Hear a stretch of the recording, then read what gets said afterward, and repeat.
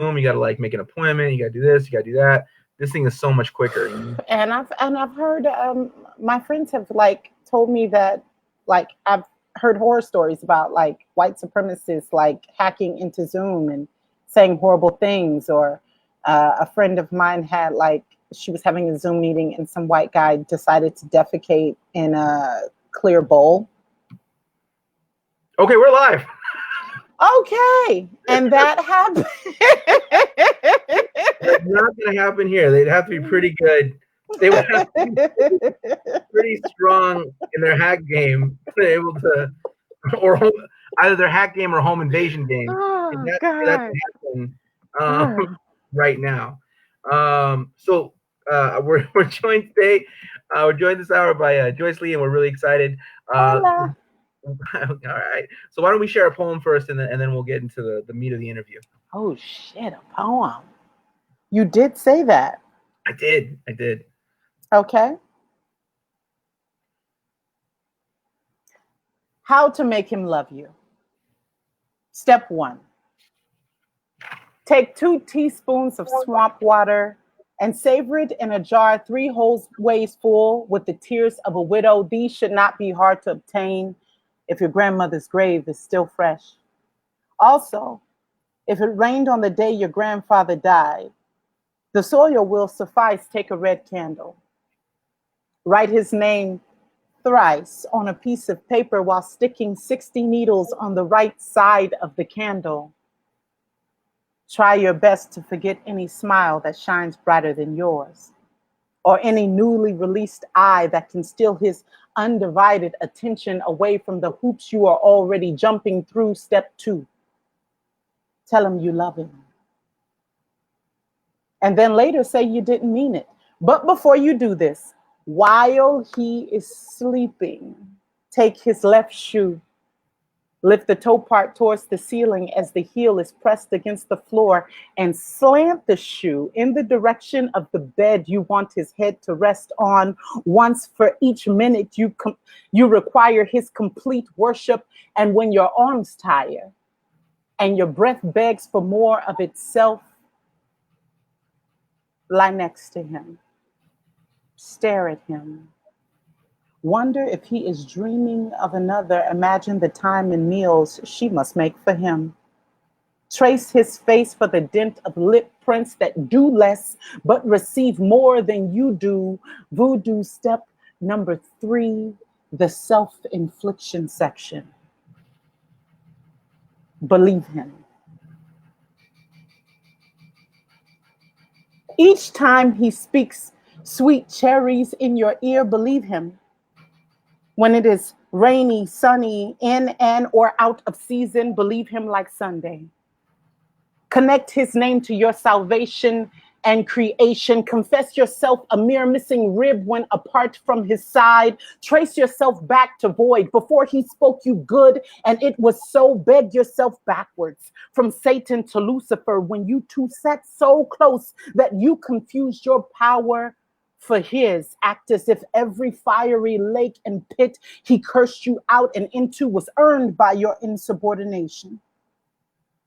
Or 4, step diagonally over 3 pregnant ducks and he will never disrespect you. 5, lipstick and eyeliner won't hurt you, baby. 6, stay knelt before him. Make sure you are the first thing he sees the morning that all of the aforementioned rituals are completed. Do not wear any oils, scents, or rouge. Refrain from staining herbs for at least 1 moon's journey. Make sure when he finds you, that he finds you looking a red velvet iron smelly scare. Let him find you insecure, spine stuck in question mark, fingers webbed and aligned in tense giving style, under eyes wrinkled to a crow's foot parade. Let him find you throat boycotted by words, mouth cracked, kissless, heartless, clinging on to a red candle burnt to its last needle with the wax covering words that once read his name, but now read a madness only to be spoken by a cherry speaking tongue, begging mercy. That's my first poem, man. It's called Bewitched. Beautiful. Thank you. Those are beautiful words put together in a beautiful order. So you and I actually met, and in Slam, which I mean, even though you don't remember me, but back in '09. But then we met again later when you were touring through Los Angeles. But like me, you did Slam early on, and it got you kind of across the country. But also like me, you kind of moved away from that, and that got you around the world. So I'm kind of curious to hear about some of your travels internationally. Man, Matt, I feel like my grandmama here. You know what I'm saying? How I got over. Yeah. That's one of her favorite songs. It's yeah.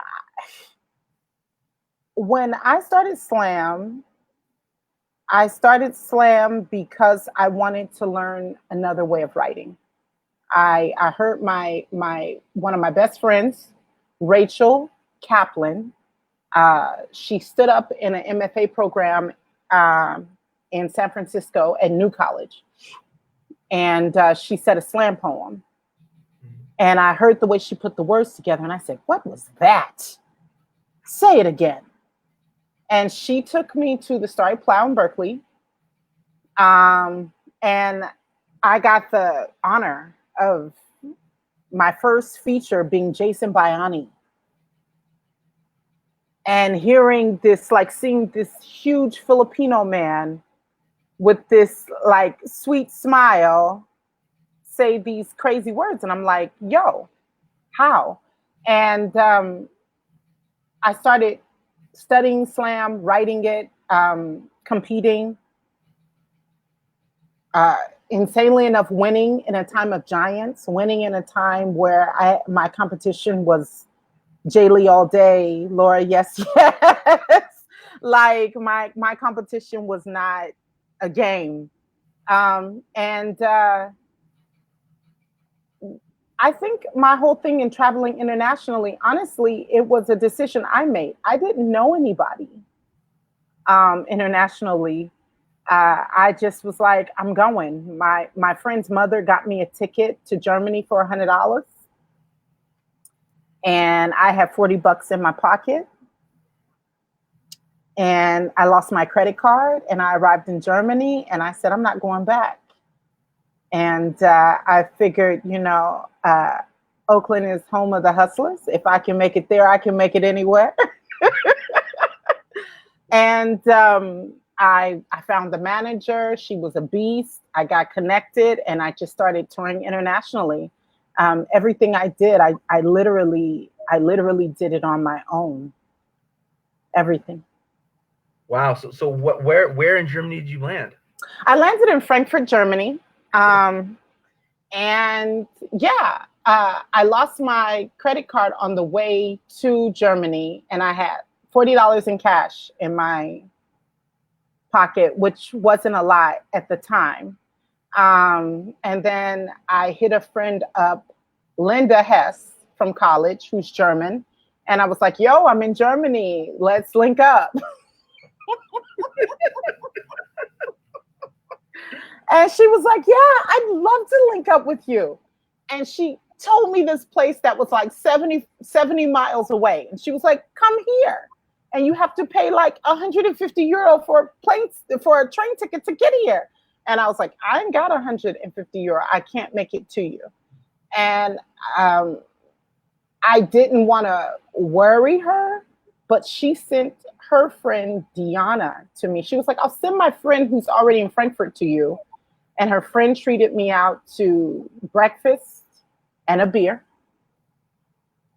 And then, yeah. And her friend's friend was like, oh, I will host her for her until I had one show. And she said, I'll host her until she has her show. And I had the show, and I said, I need to make this one show as many more shows as possible. And that's literally how I started. Those are the beginnings of my of my travels, and now I have a bunch of people I know in Germany and Austria and Switzerland, and I've made a lot of friends. Hard work, baby. Hard work. That must have been quite a show. Okay, so you said Frankfurt, and then after that you said Switzerland and Austria and a few other countries in Central Europe. So there's a story in between. There's a couple stories in between. Oh my God, there's so many stories. There's so many stories. Your jaw will drop. My first show, I announced my situation. Mm-hmm. I was like, I'm in front of a bunch of college students. I'm literally at a college. So somebody has to know a way for me to make some money. I got a bag full of CDs. Somebody has to know a way for me to get constant money, get a job cleaning, get a job doing something to sustain myself while I'm here so that I can continue saying poetry abroad. So I announced it. I said, yo, I'm here. I don't have much. I need money and any openings or whatever. This gorgeous young man, Luciano, he was Indian, from India, but his mother's raised in Trinidad. And he came to me and he was like, listen, my mother owns a bakery.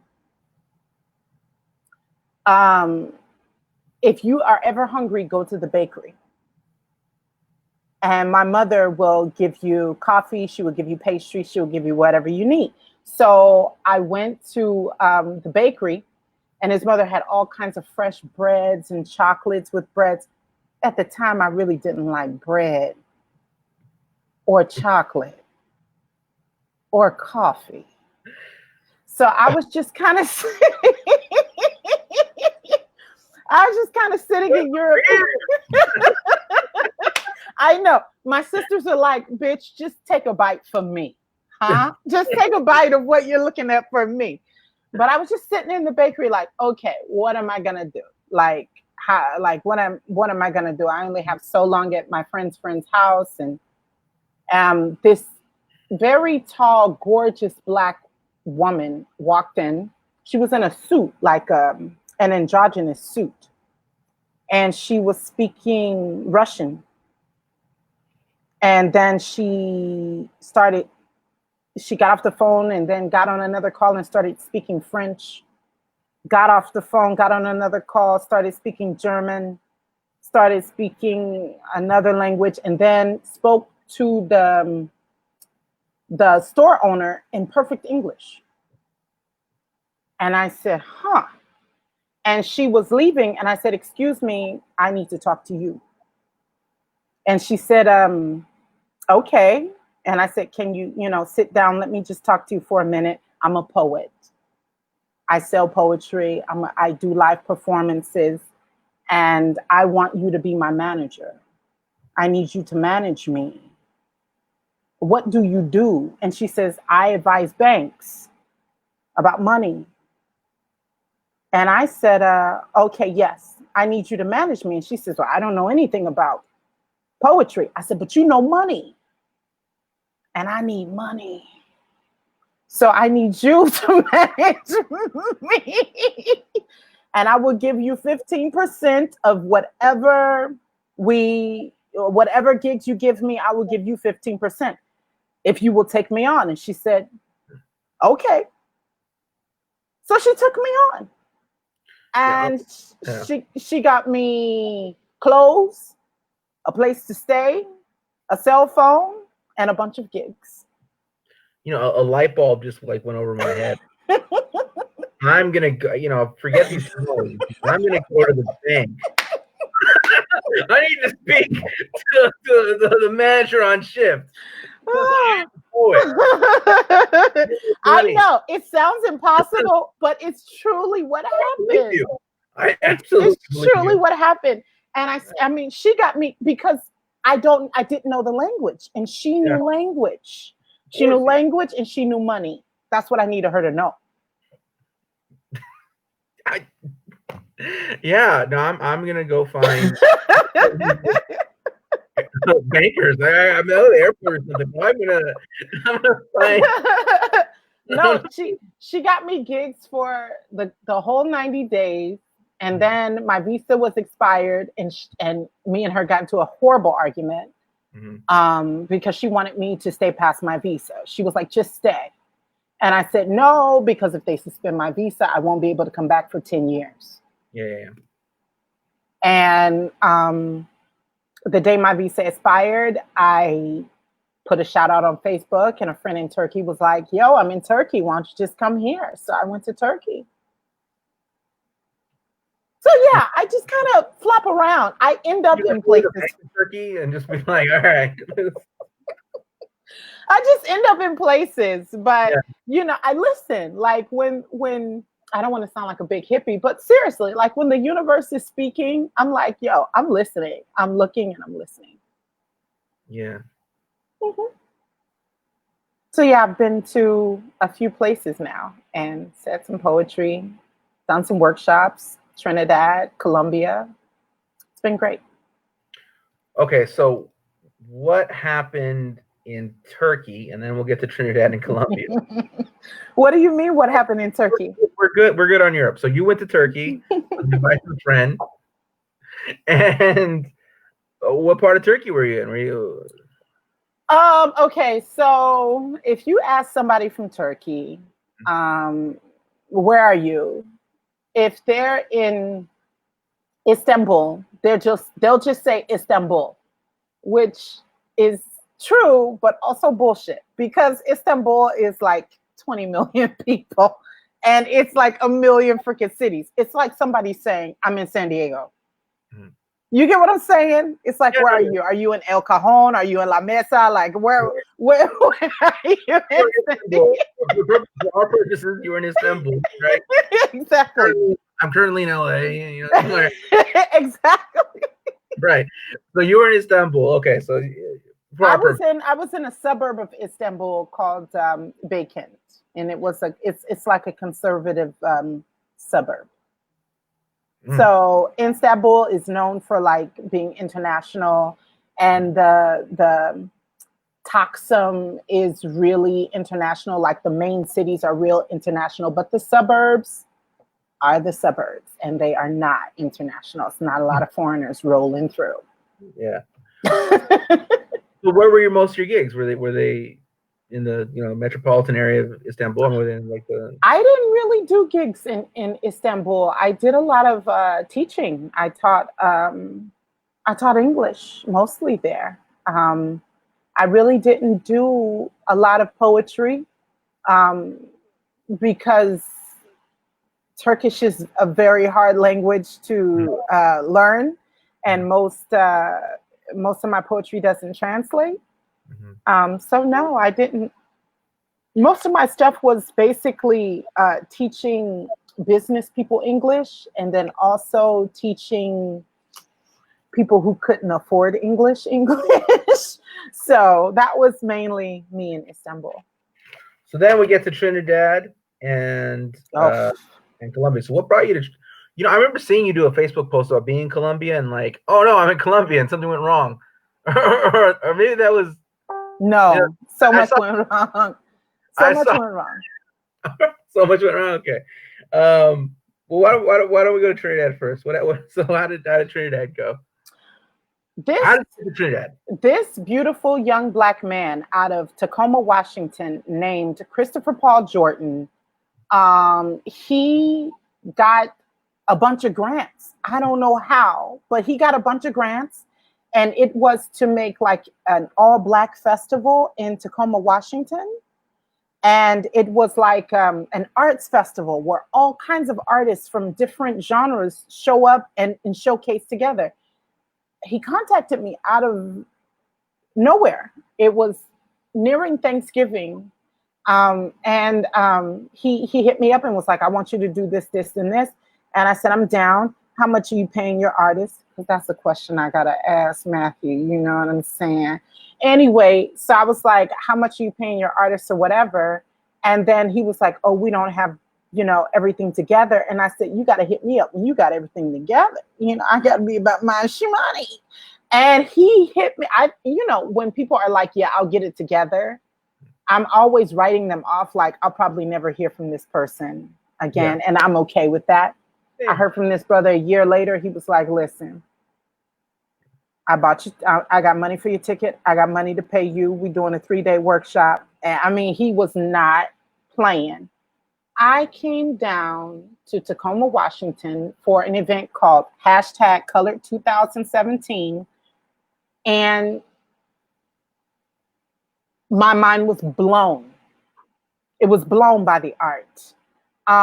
It was blown by the artists. Some of the art you couldn't even see unless you had an iPhone and you put the iPhone on it, because it was painted in negatives. But then when you saw it through your iPhone, it was all in color, and it was just about like the murder of children by police. Like, it was just powerful freaking art everywhere. The introduction was like a whole drum circle, and it was just a powerful time. So then we finished, and I was like, that was great. I'm going home. And then people were like, so are you coming to Trinidad? And I was like, I don't know anything about Trinidad. And I hit Chris up. I said, people are asking if I'm coming to Trinidad, so you probably should let them know I'm not coming. And he was like, do you want to come to Trinidad and do this same thing? And I was like, absolutely. And so we had the same thing in Trinidad at an art place that is still happening in Arima, Trinidad. It's called East Yard. And people, they teach dancing, they do poetry, they do political activism, they do all kinds of art, healing, jewelry making. Everything happens at this artistic hub. It was an honor. It was a huge honor to do a 3-day workshop. I felt inadequate. I felt like it was full of Black women from the island who knew so much of their history. It was sickening. Anything I pointed at, they knew the history 400 or 500 years before it and could explain it to me. And I'm teaching them a workshop. Like, I felt completely inadequate. It was beautiful. It was beautiful. Yeah, that's amazing. Yeah. That's really amazing. Wow. All right, and so from there, from Trinidad to Colombia, or from? No, from Trinidad, I had another tour in Germany and in Austria with people I made connections with before. And then I was thinking, where do I go? Because I didn't want to come back to the States. So I was talking to the homie Tongo.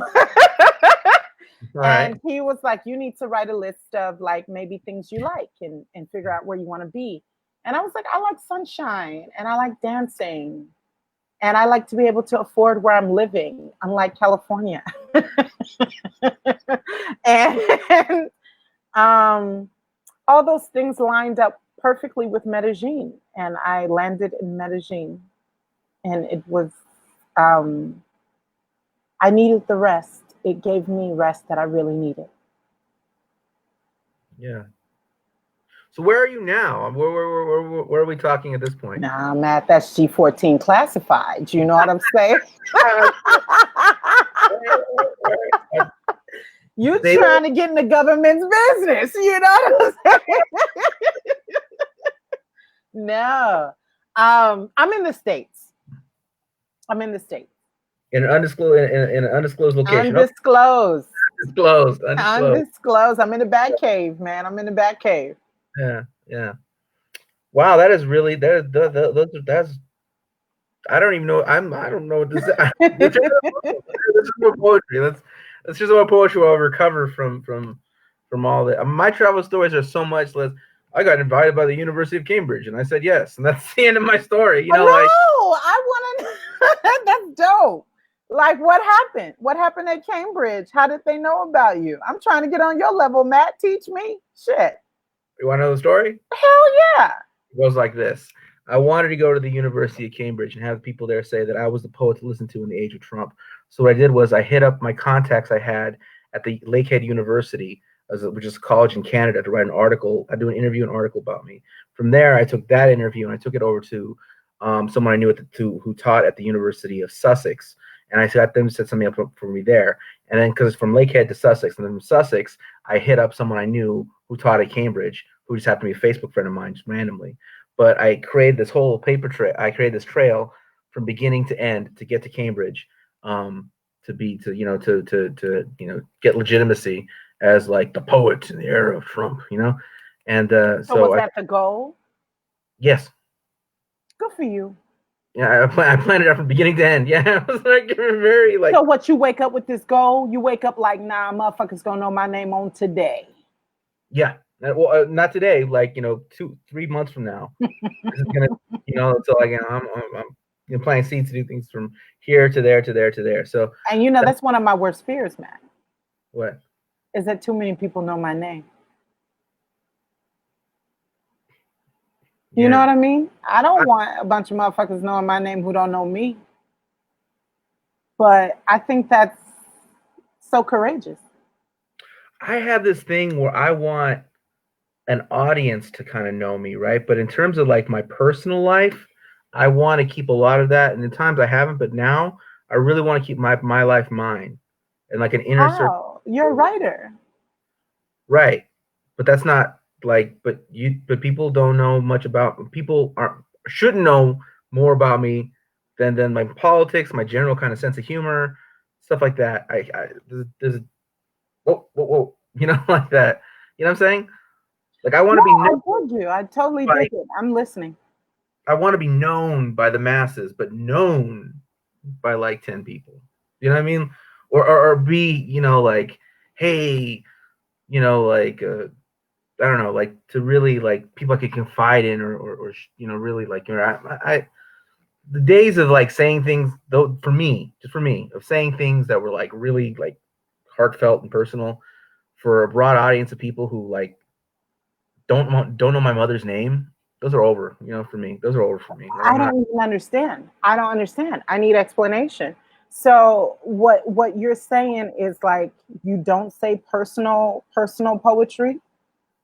I have a few, but most of what I do is written in a way where it takes the elements that are my life, but are very common experiences, So it's not really about me and the intricacies of this and this and that. It's about these kind of things that we kind of generally, people who are like me, right? So let's say, people who, are of Mexican descent living in the United States of America. That's 30 million people, right? That's a lot. These common experiences that we go through. But nothing personal. I mean, some of it's personal. Some of it's pretty like personal and painful. I mean, it's painful. I'll put it that way. It's painful. No, I mean personal as in only applies to you and maybe 110 others. Yeah, none of that. It's very like, yeah. So that's kind of that. I'm not saying everyone needs to be that way. That's just the way I am. Yeah. No, I'm listening. Yeah. Okay. So it makes sense for me to be that way. But we have a question coming from our internet audience here. Okay. What is Joyce's most memorable gig abroad? Holy shit. I mean, there's been so many, honestly. I can think of two. One was in Trinidad. Mm-hmm. I did a gig, and it was before New Year's Eve. And I did a gig, and it was foul mouth, and I was drinking rum and smoking tons of weed, and I was just like in front of this community and being like, fuck it, let's go. And the young people liked it. I never know how the older generations will take my poetry. This older cat, this OG, he hit me up like I was standing on this balcony, and he came to me and he complimented me. And he said, you need to stay here in Trinidad. We need these voices. And I started laughing. And then he said, I want you to come to my house and have a line, which is like chill out. That's the way of saying chill out. And I said, really? He said, yeah. And I said, when? And he said, on the New Year. I want you to celebrate the New Year with me. Come to my house and chill out. And in my family, it's a big deal when somebody invites you to their home. because nobody does that anymore. People will meet you at a restaurant, they'll meet you at a coffee shop. You know what I'm saying?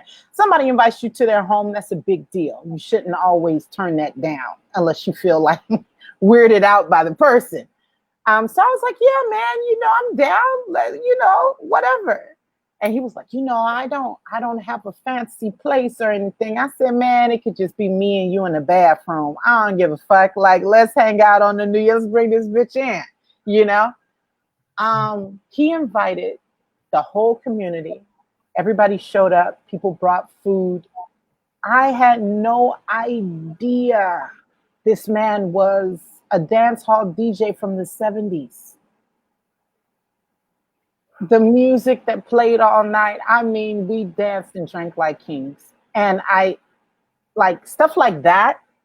That's more memorable to me than anything. Someone welcoming me into their home, people coming, seeing children. That's everything to me, like really making, like where my poetry gifts me with a welcome mat, like you're welcome here. And it's so funny because he said, if you're in Trinidad again, you have to stay here. I will be offended if I hear that you're here and you're not at my house. And the thing was, he was the third Trinidadian to say that.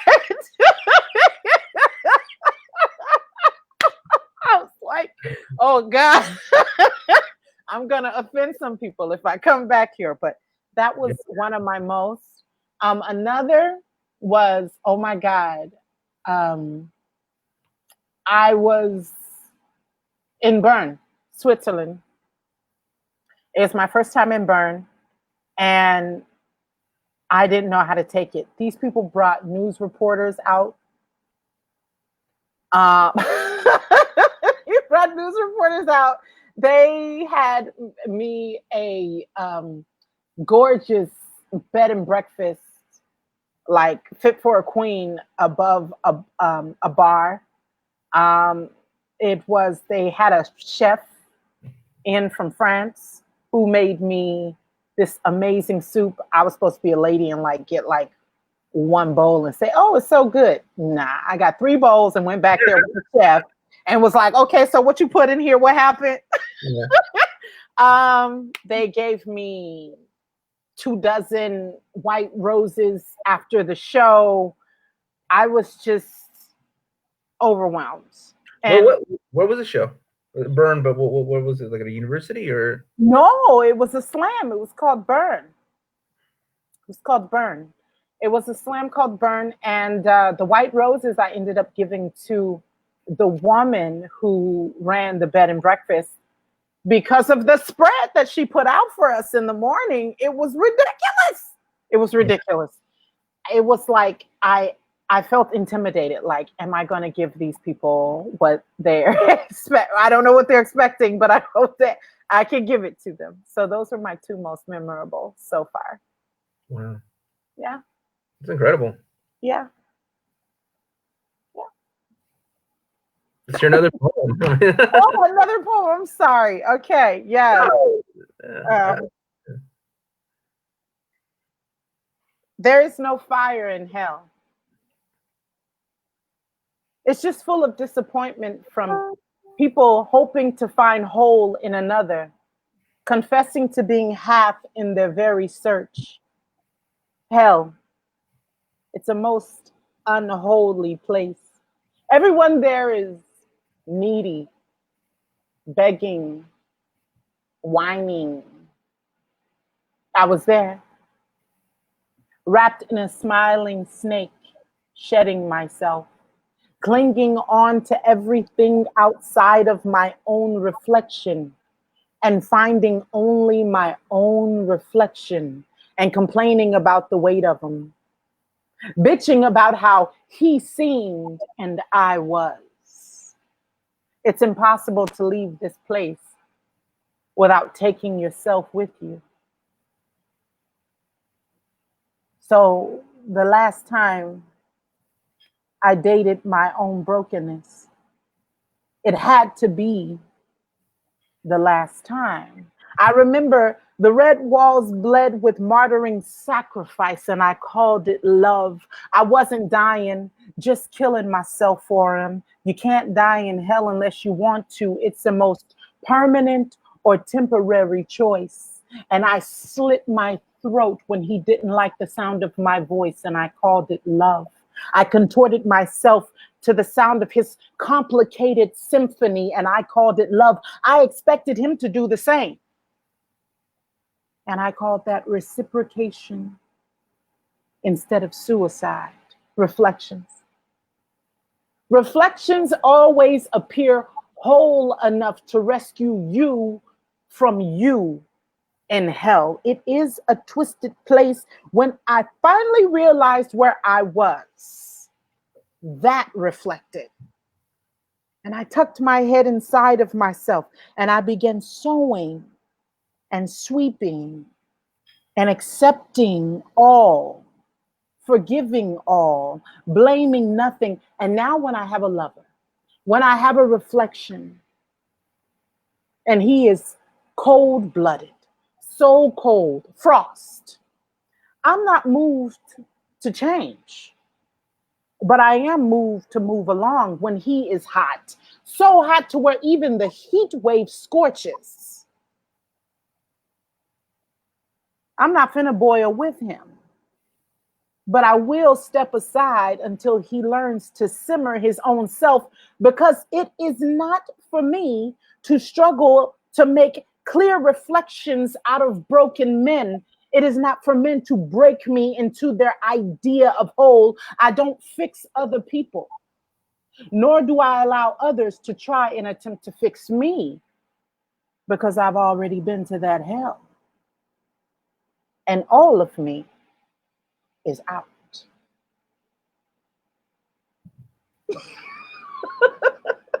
I'm looking at your face and it's just like, huh? No, I'm listening. But I'm also thinking, I got these double tasks. I got to listen to what you're saying, and I also have to like think about what I'm going to say next, Okay. and keep us going. So I'm kind of like, I like writing about love. I get real personal. I'm in it's an unenviable position because I'm trying to sit here and enjoy this, but I also have to think, I got to sit here and not be like, like, oh, great. So I got to think about what I'm gonna. Do you interview a lot of people who write about love a lot?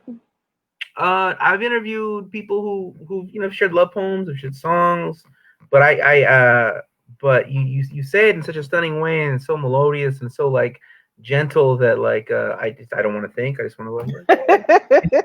I appreciate you. Thank you. So, but I do recall that before you entered Slam, you were in an MFA program. Now we've talked to a few other people who have been through MFA programs so far, and they described the situation that was kind of rough. So I'm kind of curious, what was your MFA experience like? It was great.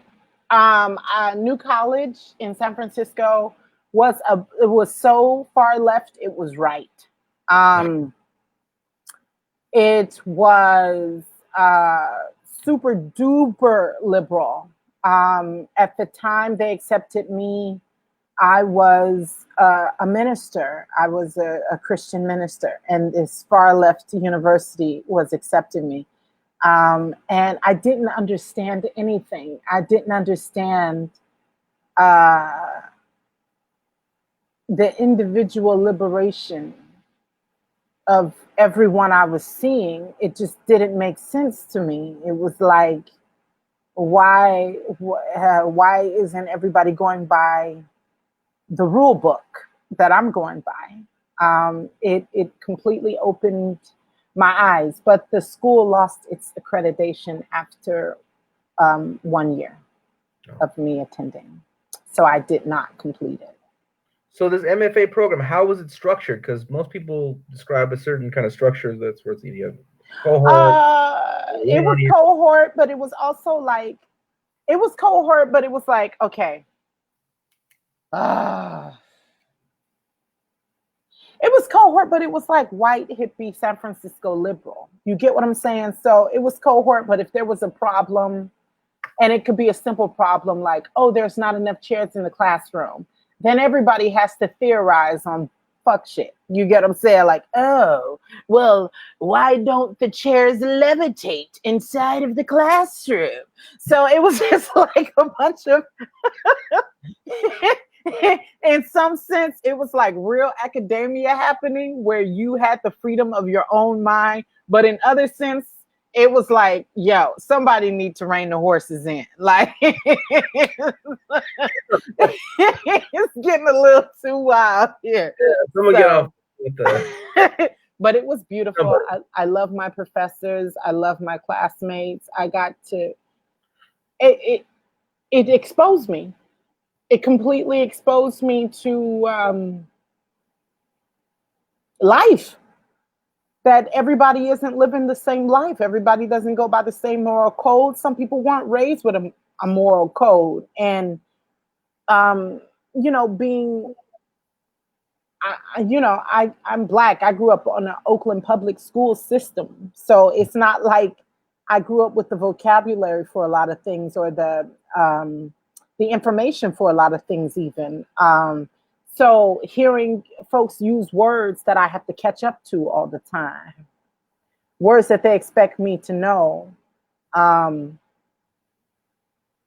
There's always a professor. It doesn't matter what institution. It's always a professor that has a poem or a story with the N word in it. And of course, I have to be the one to read the poem or the story. That definitely wasn't lost on liberals. So, and I didn't have the words for that at the time. You know, had I, it would have been a hell of a conversation I would have been willing to have on the spot. But yeah, it's just, it was beautiful for the most part. For I'd say about 97, 96% of it, it was absolutely perfect. You know, what I get from both this interview and your stories and definitely your poetry is a real deep investment in people and conversations and in these interactions. Like, you're very like, and I mean, we're all invested in the people we're talking to. I mean, because we're talking to them, right? But you have a very, like, you know, I don't know. There's a lot of, you know, you're really invested in people. I mean, it just makes so much sense when you say, like, you know, you don't want to be known by that many people because it'd be overwhelming. Like, it'd be overwhelming to have that kind of a level of investment in people. Like, you don't want any kind of nothing shallow on the surface. You can do this. You can do this, and to have that many, that'd be overwhelming. Yeah. Yeah, it is. It's interesting you noticed that. I have this reputation in Colombia of not liking people. Mm-hmm. And it's a real reputation. It's true. It's valid. It's not made up at all. I love people. I love people on an individual basis. But it's hard. It's I have a lot of friends. I'm fortunate. I'm really blessed to have a lot of friends. But friendships are work. You know, it's give and take. It's not just take.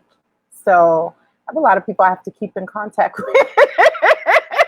Right. I have a lot of people who have to check on, a lot of births to be at, a lot of weddings and marriages. And yeah, I get invested. Even if somebody hits me up and they DM me and they're like, yo, I'm a fan of your work. And I'm like, I'm grateful. I'm grateful. Listen, my words, God bless them.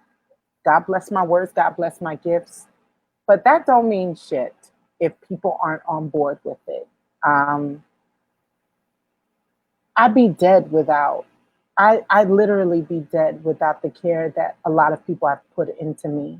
Mm-hmm. And it's like Jason Vianney I once heard him say, you know, you're indebted to your gift. You're indebted to what makes room for you. You know what I'm saying? You're indebted to what opens doors for you. Politically, creatively, you're indebted. So that's really how I feel. So when you get on stage and you're speaking, you know, that these are things that you've worked on, you know, you've edited, you've poured your heart into, you poured your life into them. They become words you've said over and over and over again. So you know where to slow down, where to speed up to give it its maximum impact. And so it's a performance. It's authentic, sincere, but it's also a performance that you kind of mastered. So you're doing that on stage, and then other people are watching it and they're feeling those things. And I think that when someone's a really great writer, and you are a great writer, the person doesn't think about what you're saying about yourself in your story. They're thinking about themselves in a similar experience. Like they hear the details of your story, but they're thinking about the time when I felt that, when I loved that deeply, when I, as well as what you're saying, right? No, no. I need them to think about the time they felt it. Right. So they're having this intense experience, right? And you're performing. This person that you do not know, has never met you, is having this really intense experience. So you get off stage and they come to you with the weight of their whole life behind them, and then want to embrace and share this moment. And like if there's more than one of them, if there's say 15 of them in a line, that can be pretty overwhelming. Am I right in this? It's not just overwhelming. I feel like I'm gonna say some cliche shit, but it's real. So okay, like I'm like a legit empath. Mm-hmm. Not like, oh, I'm an empath. No, it's really legit. Like, for example, my middle sister Elizabeth was having her baby.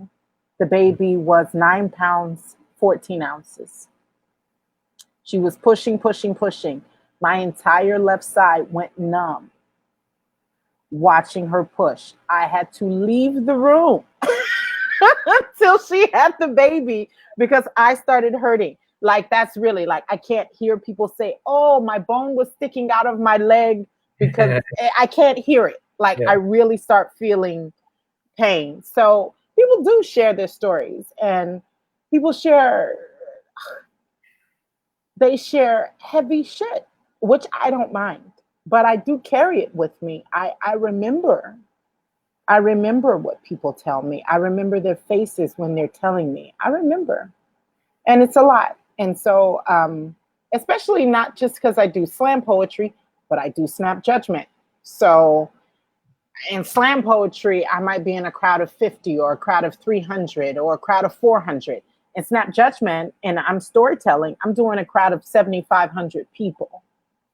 And then afterwards, I'm shaking hands and people are like, oh yeah, my child just died. Or it's just, yeah, it's a lot. So after shows, I can usually spend 5 to 20 days by myself. I prefer it. So if you do a show in front of 7,500 people, right? Does that feel any different than doing a show in front of, let's say, 500 or 1,000 or 50? Or I mean, does the increased size of audience have an impact on you, or is it just kind of like at a certain number, it's just? No, because if I'm doing a show for 7,500 people, I can't see them. Right. The stage is so freaking big and the lights are so freaking loud that I'm lucky if I could see past 2 rows. I can feel them. Mm. That energy is real as fuck. Mm-hmm. The only difference is before the show. Mm-hmm. Before the show of 300 people, I'm sitting in a place and I'm like, okay, this bar is going to be full. All right, deal. Got it. People are going to be sitting on the stage. It's going to be jam-packed. Deal. When I'm standing in front of on a stage that can seat 8,000 people. Yeah. I'm like, oh God, I got to get my shit together before this. It's a totally different, it's before the show. That's different, not during, because I can only see the first couple rows anyway. Mm. Yeah. But the energy is felt. And I think the bigger shows are easier, actually. The shows of 7,500 are easier because no matter what, somebody's going to laugh. No matter what, somebody's going to feel something. But I'm doing a show in front of 10 people. I can lose them. Yeah. And for those who don't know, that's the way it is. I mean, one day you'll be doing a show in front of like thousands of people, and And then the next day you're in Cambridge. You're such a much at Cambridge. I'm trying to get on your level, Matt. I need help. Shit. and the next week you're at Pizza Hut. So I mean, like, it's we're all gonna do. And this week we're all in quarantine, so everything is, you know. Oh, ain't that the truth? You ain't lying. Yeah. You ain't lying. Yeah. Well, Cambridge. I also did Casa Las Americas in Cuba. I've also done Havana. So now, if I go to Cuba, I'm coming back pregnant. We just gonna tell the truth right here. You know what I said? I'm coming back pregnant. Oh my God. You got gorgeous people, liberation and salsa. I'm coming back pregnant. It's just the way it is. Yeah. So snap judgment for our audience who might not be. I think most people are kind of familiar with it, but can you tell our audience a little bit about snap judgment? Goodness, I better get it right in case Glenn see this shit. Okay, snap judgment it's WNYC snap judgment. It is a top 10 national podcast. It is storytelling with a beat. So people get on, they tell stories, and there is a live band that accentuates the story and carries the story with a beat. And I have been working for Snap Judgment for 10 years. They got me maybe a year after I started Slam. They came to a Slam, saw me, and said, bitch, get on the stage, tell a story. So what's different between doing a Slam poem and telling a story? What are some of the differences? I know it's not different. Oh my God. Well, I mean, Slam can be a story, but stories for Snap Judgment particularly, they have a structure. They are to fit an audience. You need a beginning, a twist, an end, or a beginning, a beginning, an apex, and a twist. So there is that. There are certain things you can't write about. There's just more rules with storytelling. There's certain things you can't write about. There's certain things that people get an incident confused with a story. Like, I could say my husband died, which is true, but that's not a story. That's just an incident. It's something that happens. And it's something that happens constantly. Every day somebody's husband dies. But unless I have a story, unless I have a beginning, a twist, and an end, or a beginning, a middle, and a twist, it's really no story. In poetry, it's it's more, unless, you're contracted to write for something different, it's more so whatever you choose fits. Right. And depending on where you put this, major incident like the death of a loved one, that will determine your story. I mean, your story begins with the death of a loved one. That's one story. Your story has the death of a loved one somewhere in the middle. That's another story. Death of a loved one at the very end. That's another story. So these are all, Yeah. Craft. I like the storytelling scene. I get to meet great people like Dawn Reed, who's a beast. And Jennifer Kober, who's like a great comedian. Like, I get to meet people I would not normally meet. Yeah. I don't know who you would normally meet though, because you got bankers as poetry agents. But who you would and would not meet is a mystery to me. I don't like that. You'd be surprised. Like, I don't really meet, when I'm in poetry settings, people don't really know me. You really have no idea how many times I've gone to a slam where newbies have encouraged me to slam. And they've been like, you know what you should do? You should try it. And I'm like, should I? And they're like, yeah, you should do it. I'm like, maybe one day I'll try it. So I don't really meet many people. Yeah. I got to be like you. I got to be on my hustle. It has to be intentional. Well, one thing I would say though, I want to keep this focused on you, but you really are very much, you're very, I mean, the thing I could say about you is that you really are invested in other people and in helping them out and in building them up. I mean, I remember that, I met you at Slam very briefly, but then the time I really met you was when you came back to LA, and I actually had a chance to talk to you. But that was when you actually were bringing a tour of people from the Bay Area to come to LA and do some shows. And that's actually that day is where I met Tongoese and Martin. Oh Lord. Yeah.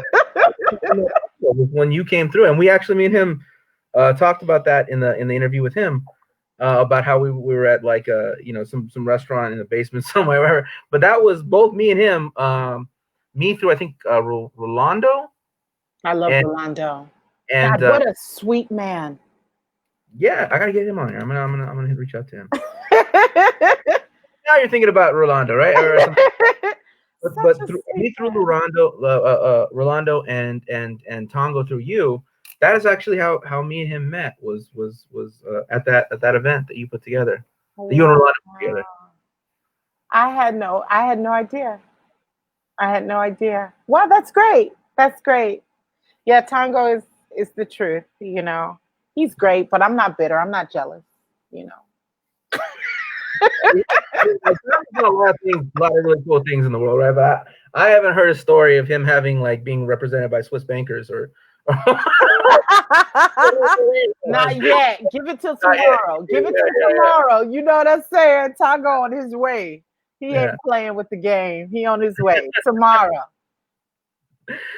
But I remember when you came through, you were saying a lot of wonderful things about him, and it was really you had a CD, you had a DVD that you were selling, and you had a number of other products that you were moving, but you spent more time talking about like this brilliant young man. He's so great. And than you did pushing your own products. So I mean, that was really, maybe not wise, but that was really. I mean, it really speaks to your character and your disposition.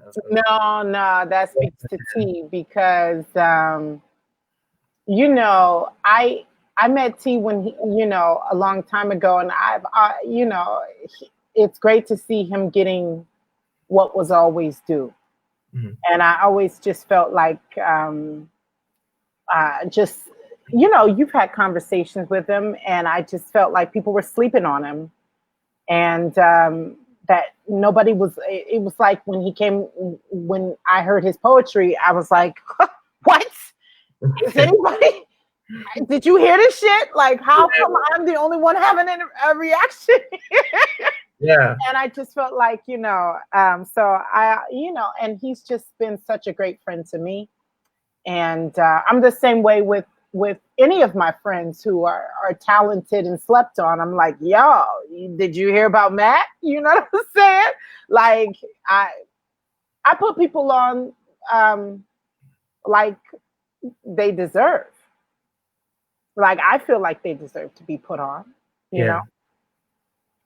That's it. No, yeah. And that, what I did there was not how I do everybody. Trust me. That was, I'm going to be 100 with you. It's not how I ride for everybody. But once I realized, oh, this man is brilliant. Am I the only one hearing this? I just ride hard. I ride hard for T, and I ride hard for all my friends who are the same. For a while, actually, I remember people would ask me who's your favorite, and I would talk about him. I was like, well, this person that you really need to check out is blah, blah, blah. And that was a period of time when people were kind of sleeping on him, and that was, you know, whatever. And then all of a sudden, in like, I don't know, around 2013 or 14 or something like that, around 2015, all of a sudden he became like really, you know, like, you know, I went from being like here to, and I was like, oh hell no, I'm not promoting him anymore. I gotta fill this gap a little bit before I keep talking about this guy. Yeah. Nah, I'm kidding, but that spirit of promoting others and kind of definitely, I still do it. Like, I have people who hit me up and they're like, yo, I need a screenwriter, and I think of a friend who's a dope screenwriter, or, oh, you know, I want you for this gig. Oh, yo, I'm not in this country. I'm not in this place, but I do have a friend who's coming here on this date. This is who they are. Put them on. Yeah. You know, I'm going to say some shit, and it's not going to be popular, but it's just going to be true. Mm-hmm. These motherfucking poets get on my goddamn nerves. They do. Because people really have like this whole little dick ass energy of it's only room under the sky enough for people to say my name or for people to Yeah. know who I am or for me to succeed. There's only enough room on the moniker for my name, my small dick and big ego. And that is really what bothers me. I'm just going to be real. If listen, there's no point in being we gonna get real, Matt. There's no point in being anybody's friend if there's no benefit. As a grown person, as an adult, there's no reason to actually pull somebody in your life in your 30s if there's no benefit in pulling that person in your life. And if everybody who doesn't know you is going to cheerlead your name, but the people who scream community the hardest won't even say your name so that you can get money beside them, so that you can do your art beside them because you beat them in a slam back in 1964, because your attitude wasn't right back in 1932, because you didn't recognize Juneteenth back in 18 motherfucking 17. They got their own little problems. I'm just gonna be real. I'll be honest. You know, it's hard. It's hard. So I'm a person of like, listen, if I'm calling you my friend, I really want there to be a benefit in you knowing me. Yeah, man. I want you to be able to say, no, Joyce is my friend, and have some weight behind that word. People want you to call them your friend, and they won't do shit for you in this whole community. I'm just going to be honest about the whole thing. That's just really how I feel. Well, I mean, I was gonna say you have a great abundance mentality, and that you took it a different direction. But, I'm an asshole. I'm an asshole. It happens. well, you know, like that, you do have an abundance mentality, and that's why you hate this shortage mentality so much, and with a passion. I totally agree with you. People, you know, you do things for them, and then all of a sudden, like, you know, they like think that just somehow magically happened, and then like they have opportunities to do like reciprocate the favor, and you know they're nowhere to be found. And so like I really, yeah, I mean, my mentality is I'm always putting together group projects. My mentality is always to try and strive for win-win scenarios. But like there's two major things in that. One, no one gets on the boat without an oar. Like nobody gets on the boat without an oar. And two, I sit at the head of the table I built. You know what I mean? Like if I built this table and I invited you to it, yeah, we're doing it my way. Period. And like, you know, if I am invited to your table, we're doing it your way. And you tell me what's what. And if it makes sense to me, I'm there. You know, I'm there to put my energy in the way that you direct me, because it was your idea, you called the shots, and I'm just here to play my part. You know, like, can you tell me what that is? And if it makes sense to me, it seems like definitely like something I want to do and worth my time, and I can, you know, I'm there. But like, but those two things, like nobody gets in the boat without an oar. Like, and in terms of like just helping people and giving advice and helping people who are coming up, that's one thing, right? That's fine. But like in time and investment and energy, and I'm going to open this door, which is limited. I can open, let's say 20 doors, right? At a given time, I can open, maybe that's too many, maybe at 10 to 15. I can open 10, 15 doors at any time. I don't have an unlimited amount of doors I can open. So if I'm gonna open for you, it's gotta be, you know, it's gotta be something that like makes it, that like later on when you can open doors, I'm on a short list. Maybe it doesn't mean it happens immediately, but like I'm on a short list of the doors that'll get open as well. And other people have that mentality. They don't have, in fact, there's like an offense to that mentality. Like you do something for someone like, I don't owe you anything. Well, no, technically you don't owe me anything, but like, you know, if you ever want to get anything from me again, you know, that's kind of. It's not about owing. It's about telling the truth. Yeah. It's about telling the truth. Listen, you asked me about my start in poetry. Yeah. I can't mention that start without mentioning my friend Rachel Kaplan, who introduced me to slam, or New College, where it all started, or Jason Bayani, who was the beautiful Filipino who featured. There are just certain truths with people attached to them that I should not leave out. That's just being honest. That's just being honest. And motherfuckers don't want to be honest. They want to say, I woke up a poet, I came out the vagina a poet. Nobody helped me. Nobody helped me, nobody will help me, and nobody's doper than me. And if somebody wins, it's because of a technicality. When it's just slam, it's just slam. It's poems. And at the end of the day, we're supposed to be the conscience. And we're acting like selfish, spoiled Trump children. No, it's true. It's true. It is very true. It is very true. And it's not true for all, thank God. Yeah. It's not true for all. So many people have helped me. I'm grateful for so many people. People who aren't in slam anymore, who should be, who have helped me. I wouldn't be alive without them. Yeah. Yeah. Wow. That got real fast. I do that. You make a career in statements. So like, you know what? And as a matter of fact, like, I do that. I'm sorry. It's all good. It's all Care Bears and Skittles. And then it's just like, what? How the hell did I just walk it? Sorry. Yeah. Oh, that's my sweetie right there. She says, love your attitude and wisdom, Joyce. Oh, you're a sweetie. How long y'all been together? How long you been with Karina? 10 months as of 2 days ago. 10 months as of 2 days ago. You sound in love. Yeah.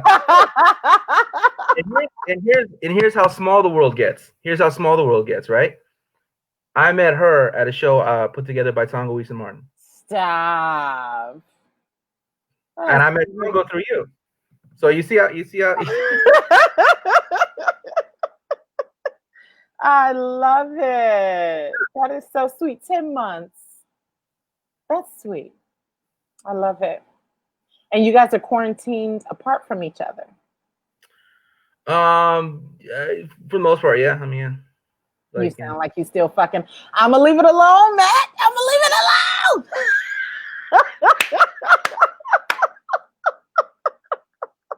You sound like you call her over in the midnight hour. So I'm gonna leave it alone. Anyhow, 10 months. 10 months. That's a while. That's a long time nowadays. Well, you know, that's it's been an amazing 10 months. It's been really great.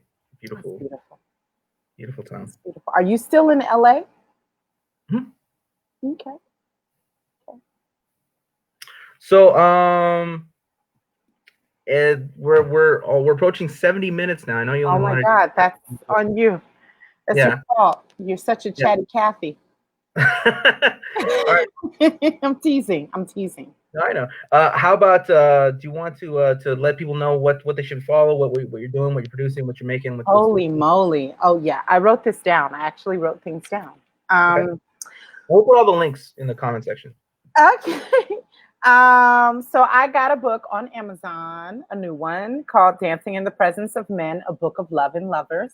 It's about love and lovers.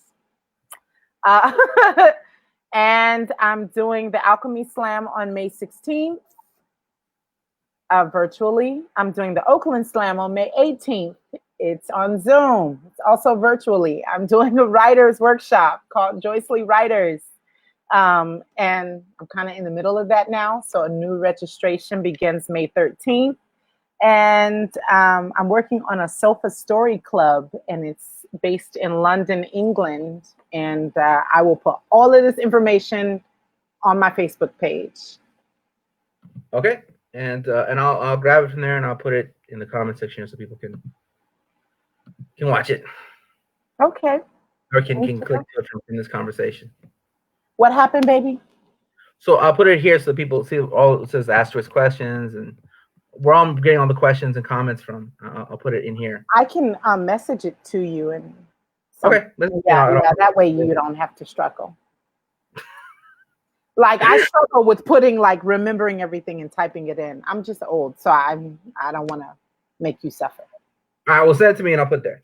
Definitely. Thank you so much, Matt. You've been so patient and so kind and sweet, and thank you for even thinking of me to have me here. I really appreciate you.